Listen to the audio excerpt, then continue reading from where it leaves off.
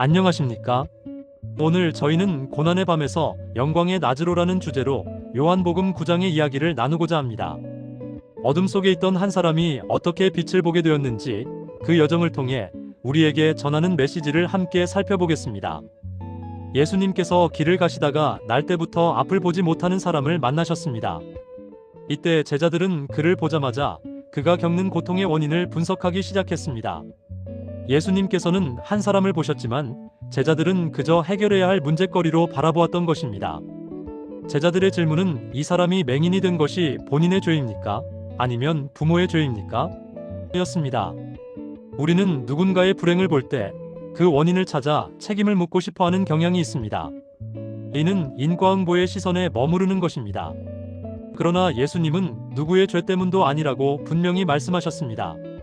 고난은 과거의 잘못에 대한 처벌이 아니라 앞으로 드러날 하나님의 영광을 위한 무대라는 것입니다. 고난을 죄의 결과로 해석하기보다는 하나님의 일이 시작될 기회로 바라보는 시선이 필요합니다. 예수님께서는 내가 세상에 있는 동안에는 세상의 빛이로라고 말씀하시며 때가 아직 낮이기에 하나님의 일을 해야 한다고 강조하셨습니다. 밤이 오면 일할 수 없습니다. 우리는 빛이신 예수님과 함께 지금 어둠을 밝혀야 합니다.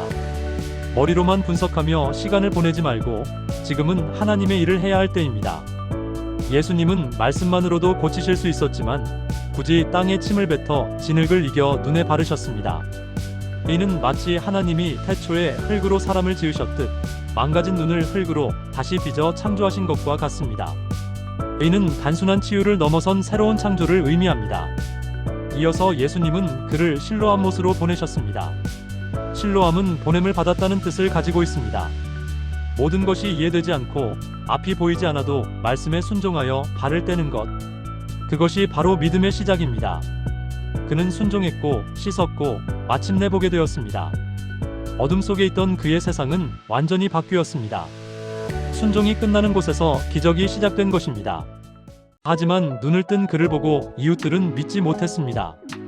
앉아서 구걸하던 그 사람이 맞냐? 아니다.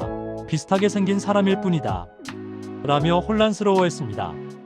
세상은 한 사람의 변화를 쉽게 받아들이지 못하고 과거의 모습에 가두려 합니다. 그러나 그는 사람들의 의심 앞에서 피하지 않았습니다. 내가 바로 그 사람이라고, 즉 내가 그라고 자신의 변화를 숨기지 않고 당당하게 선포했습니다.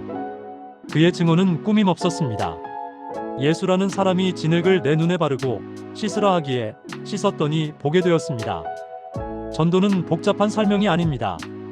내가 겪은 일, 내가 만난 예수님을 있는 그대로 말하는 것이 진정한 간증입니다. 사람들이 예수가 어디 있느냐고 묻자 그는 솔직하게 대답합니다. 알지 못하노라. 우리는 아는 척할 필요가 없습니다. 내가 경험한 만큼만, 내가 아는 만큼만 진실하게 고백하면 되는 용기가 필요합니다. 고난 앞에서 왜 이런 일이 일어났는가, 혹은 누구의 탓인가를 따지며 시간을 보내고 있지는 않습니까? 원인을 찾는 질문을 멈추고 하나님께서 무엇을 하시는가를 물으며 하나님이 하실 일을 기대하는 시선이 중요합니다. 예수님은 세상의 빛이십니다.